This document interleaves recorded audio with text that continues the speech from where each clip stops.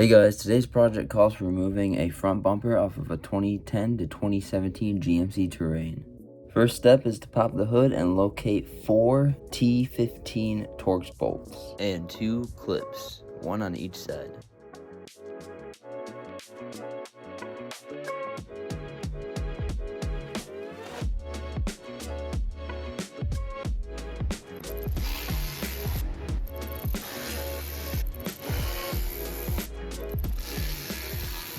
Next, make your way to both sides of the wheel wells and start by removing 2 body clips and 2 7mm bolts.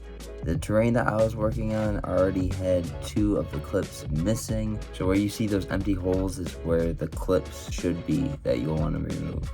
Next, make your way down underneath the vehicle to locate and remove 4 7mm bolts. On this particular Terrain, there were only 2 bolts on each side that need to be removed. Once you have all the bolts and clips removed from up top, down underneath, and both sides, make your way to one of the sides of the bumper. Place your hand on the edge of the bumper and pull towards you to release that bumper from the vehicle.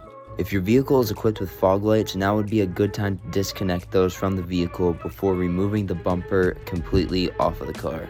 You can do this by pulling back the side of the bumper on each side, reaching in with your arm and disconnecting that wiring harness.